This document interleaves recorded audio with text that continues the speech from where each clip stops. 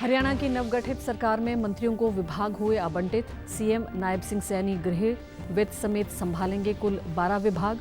आरती राव को स्वास्थ्य और श्याम सिंह राणा को बनाया गया कृषि मंत्री। केंद्रीय गृह मंत्री अमित शाह ने नई दिल्ली और यूटी डीजीपी सुरेंद्र यादव ने चंडीगढ़ में पुलिस स्मृति दिवस पर शहीदों को दी श्रद्धांजलि। कहा, आतंकवाद और साइबर अपराध जैसे खतरों से सख्ती से निपटेंगे। और पंजाब में आज से पशुओं के लिए मुफ्त टीकाकरण अभियान शुरू। 65 लाख से ज्यादा पशुओं को लगेंगे मुंह खुर से बचाव के टीके। 816 टीमें की गई हैं गठित। नमस्कार, चंडीगढ़ से आपका स्वागत है। मैं हूं भानुप्रिया। अब समाचार विस्तार से। हरियाणा की नई बनी सरकार ने शपथ ग्रहण के 4 दिन बाद ही सभी कैबिनेट और राज्य मंत्रियों को उनके विभागों का आवंटन कर दिया है। मुख्यमंत्री नायब सिंह सैनी गृह, वित्त, सूचना और आबकारी समेत कुल 12 विभाग संभालेंगे। अनिल विज को ऊर्जा, परिवहन और श्रम विभाग की जिम्मेदारी दी गई है।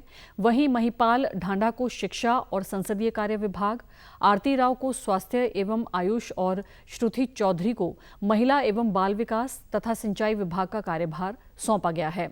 रादौर से विधायक श्याम सिंह राणा को राज्य का कृषि मंत्री बनाया गया है। इसके साथ ही वे पशुपालन, डेयरी एवं मत्स्य विभाग का कार्यभार भी संभालेंगे। डॉक्टर अरविंद शर्मा को पर्यटन, कारागार और सहकारिता विभाग का विभाग दिया गया है, जबकि कृष्णपाल पंवार को विकास एवं पंचायत और खनन विभाग दिए गए हैं। कृष्ण कुमार बेदी को सामाजिक न्याय, अधिकारिता के साथ अनुसूचित जाति एवं पिछड़ा वर्ग कल्याण और अंत्योदय विभाग दिए गए हैं। इसी तरह राव नरवीर सिंह को उद्योग एवं वाणिज्य, वन एवं पर्यावरण के साथ सैनिक और अर्धसैनिक कल्याण विभाग की जिम्मेदारी सौंपी गई है। पूर्व विधानसभा उपाध्यक्ष रणवीर गंगवा को इस बार जन स्वास्थ्य व लोक निर्माण विभाग सौंपे गए हैं। कैबिनेट मंत्री विपुल गोयल को राजस्व और आपदा प्रबंधन के साथ ही शहरी नगर निकाय और नागर विमानन विभाग की जिम्मेदारी दी गई है। उधर राज्य कैबिनेट मंत्री स्वतंत्र प्रभार गौरव गौतम को खेल मंत्री बनाया गया है। इसके साथ ही वह युवा सशक्तिकरण एवं उद्यमिता और विधि विभाग भी संभालेंगे। राज्य मंत्री राजेश नागर को नागरिक आपूर्ति एवं उपभोक्ता मामले विभाग का कार्यभार दिया गया है। इनके अलावा जो विभाग किसी भी मंत्री को आवंटित नहीं हुए हैं, उन्हें मुख्यमंत्री नायब सिंह सैनी ही देखेंगे। आज देश भर में पुलिस जवानों के बलिदान को समर्पित पुलिस स्मृति दिवस मनाया जा रहा है। ये दिन 1959 में पूर्वी लद्दाख सीमा पर चीन से हुई लड़ाई में शहीद हुए 10 पुलिस जवानों की याद में मनाया जाता है। नई दिल्ली के राष्ट्रीय पुलिस मेमोरियल में आयोजित कार्यक्रम में केंद्रीय गृह मंत्री अमित शाह ने देश की सुरक्षा के लिए सर्वोच्च बलिदान देने वाले सुरक्षाकर्मियों को श्रद्धांजलि अर्पित की। इस मौके पर उन्होंने कहा कि हमारे जवान किसी भी स्थिति में, चाहे उत्सव हो या कोई आपदा आई हो, हर समय ड्यूटी पर मुस्तैद रहते हैं। उन्होंने कहा कि यह भारत को सुरक्षित रखने में पुलिस कर्मियों और उनके परिवारों द्वारा दिए गए बलिदानों को सम्मान देने का अवसर है। आज की रक्षा चुनौतियों के बारे में बात करते हुए गृह मंत्री ने कहा कि आतंकवाद और साइबर अपराध से सख्ती से निपटेंगे। कन्याकुमारी तक और कच्छ से लेकर किबुथु तक हमारी दूर सुदूर फैली हुई सीमाओं को सुरक्षित रखते हैं। यही जवान हैं जो दिन हो या रात, उत्सव हो या आपदा, तपती गर्मी हो, बारिश हो या शीतलहर, हम सभी की सुरक्षा के लिए अपनी ड्यूटी पर तैनात रहते हैं। आज मैं राष्ट्रीय पुलिस स्मारक पर इन वीर सपूतों को नमन करता हूं। डीजीपी गौरव यादव ने जालंधर के पीएपी कॉम्प्लेक्स में आयोजित स्मृति दिवस समारोह में बतौर मुख्य अतिथि शिरकत की। उन्होंने शहीदों को श्रद्धांजलि अर्पित की और उन्हें नमन किया। इस मौके पर डीजीपी ने कहा कि पंजाब पुलिस बहादुरी और काबिलियत की मिसाल है, जिसने आतंकवाद को खत्म कर दुनिया में अपनी पहचान बनाई है। उन्होंने कहा कि ये मुकाम हासिल करने के लिए अनेक जवानों को बलिदान देना पड़ा। डीजीपी ने शहीदों के परिवारों को आश्वासन दिया कि उनकी हर समस्या का समाधान किया जाएगा। पुलिस शहीदी यादगार दिवस के मौके ਤੇ ਆਏ ਸ਼ਹੀਦਾਂ ਦੇ ਪਰਿਵਾਰਾਂ ਨੂੰ ਪ੍ਰਣਾਮ ਕਰਦਾ ਅਤੇ ਸ਼ਹੀਦ ਹੋਏ ਪੁਲਿਸ ਅਫਸਰਾਂ ਅਤੇ ਜਵਾਨਾਂ ਨੂੰ ਸ਼ਰਧਾਂਜਲੀ ਭੇਟ ਕਰਦਾ। ਪੂਰੇ ਦੇਸ਼ ਵਿੱਚ ਪੰਜਾਬ ਪੁਲਿਸ ਇੱਕ ਦਲੇਰ, ਕਾਬਲ ਅਤੇ ਬਹਾਦਰ ਪੁਲਿਸ ਫੋਰਸ ਦੇ ਤੌਰ ਤੇ ਜਾਣੀ ਜਾਂਦੀ ਹੈ। चंडीगढ़ के सेक्टर 17 पुलिस स्टेशन में आज चंडीगढ़ पुलिस की ओर से पुलिस स्मृति दिवस मनाया गया। समारोह में उन पुलिस कर्मियों को श्रद्धांजलि दी गई जिन्होंने अपने कर्तव्य का पालन करते हुए प्राण न्योछावर कर दिए। इस मौके पर यूटी चंडीगढ़ के डीजीपी सुरेंद्र सिंह यादव ने बतौर मुख्य अतिथि शिरकत की और पुष्प चक्र अर्पित कर शहीद पुलिस कर्मियों को नमन किया। इस मौके पर उन्होंने कहा कि जिन जवानों ने देश के लिए अपने प्राणों की आहुति दी, उनके बलिदान को भुलाया नहीं जा सकता। हम उन शहीदों को याद करें जिन्होंने इस देश की सुरक्षा के लिए, एकता और अखंडता के लिए अपना बलिदान दिया। किसी भी पुलिस संगठन का किसी भी राष्ट्र की आंतरिक सुरक्षा में ही नहीं बल्कि विकास में बहुत बड़ा योगदान होता है। जब कानून व्यवस्था सही रहती है, आंतरिक सुरक्षा सही रहती है, तभी वो राष्ट्र विकास कर पाता है और उस तरह का वातावरण अपने नागरिकों को दे सकता है। और इसी शहादत को याद रखते हुए इस दिन शहीदी दिवस मनाया जाता है।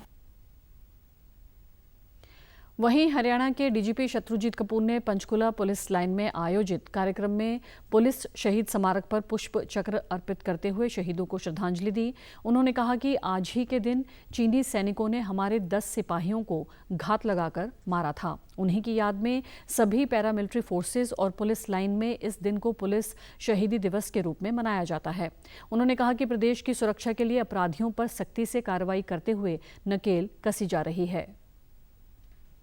पुलिस शहीदी दिवस मनाया जाता है आज ही के दिन। वर्ष 1959 में लद्दाख में सीआरपीएफ के 10 जवानों को चीनी सैनिकों ने घात लगाकर आज ही के दिन उनको मार दिया था और उसी के बाद से उनकी याद में ये इस दिन को पुलिस शहीदी दिवस के रूप में मनाया जाता है। फिरोजपुर छावनी में फौज की पश्चिमी कमान की अगुवाई में वीरों का सम्मान, देश का अभिमान विषय पर पूर्व सैनिकों की एक रैली करवाई गई। इस रैली में फिरोजपुर, तरनतारन, फाजिल्का, मुक्तसर, फरीदकोट, मोगा, जालंधर, लुधियाना और कपूरथला जिलों से पूर्व सैनिक, वीर नारियों और शहीद सैनिकों की पत्नियों ने भाग लिया।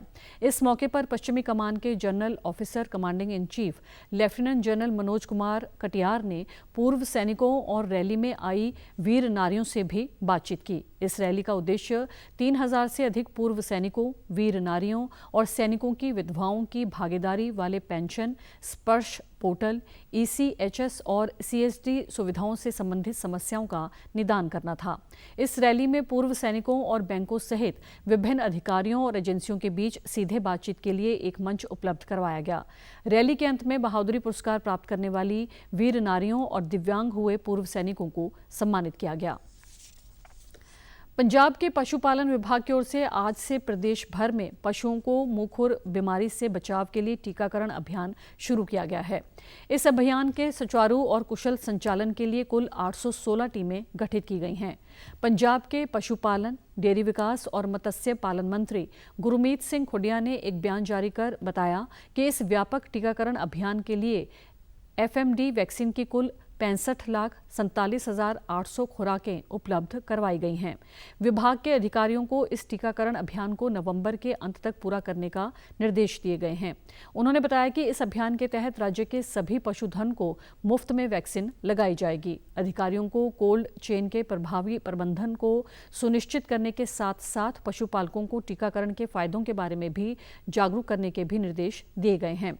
विभाग के प्रमुख सचिव राहुल भंडारी ने बताया कि पशुपालन विभाग द्वारा सभी जिलों में वैक्सीन का वितरण किया जा चुका है। साथ ही अभियान के प्रभावी संचालन के लिए NRDDL जालंधर के संयुक्त निदेशक को नोडल अधिकारी नियुक्त किया गया है। विभाग ने पशुपालकों की सहायता के लिए एक हेल्पलाइन नंबर 0172 50866064 भी जारी किया है। पशुपालन विभाग जालंधर के उप निदेशक डॉक्टर राममूर्ति मट्टू ने बताया कि सभी अधिकारियों और कर्मचारियों को पहले से ही दिशा निर्देश जारी किए जा चुके हैं। उन्होंने बताया कि वैक्सीन लगाने की रिपोर्ट हर रोज अपनी तहसील के वरिष्ठ वेटरनरी अधिकारी के पास जमा करवानी होगी। पंजाब की 4 विधानसभा सीटों पर होने वाले उपचुनाव के लिए आम आदमी पार्टी ने अपने उम्मीदवारों की घोषणा कर दी है। आप की ओर से जारी सूची के अनुसार डेरा बाबा नानक से गुरदीप सिंह रंधावा, होशियारपुर की चब्बेवाल सीट से डॉक्टर ईशांक सिंह, मुक्तसर की गिद्दड़बाहा सीट से हरदीप सिंह डिम्पी ढिल्लो और बरनाला सीट से हरिंदर सिंह धालीवाल को प्रत्याशी बनाया गया है। पंजाब की इन चारों विधानसभा सीटों के लिए मतदान 13 नवंबर को होगा। इन सीटों के विधायक लोकसभा चुनाव में चुनाव जीतकर सांसद चुने जा चुके हैं, जिसके बाद से ये सीटें खाली हो गई थी। इस कारण डेरा बाबा नानक, चब्बेवाल, गिद्दड़बाहा और बरनाला सीटों पर उपचुनाव करवाए जा रहे हैं। केंद्रीय युवा मामले एवं खेल मंत्री डॉक्टर मनसुख मांडविया ने कहा कि खेल के क्षेत्र में केंद्र सरकार ने भारत को दुनिया के शीर्ष 10 सर्वश्रेष्ठ प्रदर्शन करने वाले देशों में शामिल करने का लक्ष्य रखा है। वे तिरुवनंतपुरम के कोडियार में आयोजित उन्नत भारतीय खेल प्राधिकरण गोल्फ कोर्स के उद्घाटन समारोह को संबोधित कर रहे थे। उन्होंने कहा कि भारत में गोल्फ की अपार संभावनाएं हैं। उन्होंने इस बात पर जोर दिया कि 2047 तक भारत को एक विकसित राष्ट्र बनाने के लिए इस देश के प्रत्येक नागरिक का स्वास्थ्य अच्छा होना जरूरी है। डॉक्टर मांडविया ने कहा कि इस लक्ष्य को प्राप्त करने के लिए हमारे समाज का शारीरिक, मानसिक और सांस्कृतिक स्वास्थ्य बहुत जरूरी है। केंद्रीय राज्य मंत्री सुरेश गोपी, राज्य के मुख्य सचिव शारदा मुरलीधरन और अन्य गणमान्य व्यक्ति समारोह में शामिल हुए। जम्मू कश्मीर के गांदरबल जिले के गगनगीर में हुए आतंकी हमले में 7 लोग शहीद हो गए। वहीं हमले में 5 लोग घायल हो गए, जिनका अस्पतालों में इलाज चल रहा है। सुरक्षा बल इलाके की घेराबंदी पर सर्च अभियान चला रहे हैं। इस आतंकी हमले की जांच NIA को सौंपी गई है। गृह मंत्री अमित शाह ने कहा कि इस घृणित कृत्य में शामिल लोगों को बख्शा नहीं जाएगा। आतंकियों ने इलाके में सुरंग निर्माण की साइट पर गोलीबारी की, जिसमें 7 मजदूरों की मौत हो गई थी। उपराज्यपाल मनोज सिन्हा और मुख्यमंत्री उमर अब्दुल्ला ने इसे नृशंस और कायराना बताया है। उन्होंने कहा कि इस घटना की जितनी निंदा की जाए उतनी कम है। और आप हमारे समाचार YouTube channel DD news Chandigarh, Facebook DD news Chandigarh और social media X DD news CHD पर भी देख सकते हैं। इसी के साथ चंडीगढ़ से समाचारों का सिलसिला समाप्त होता है। नमस्कार।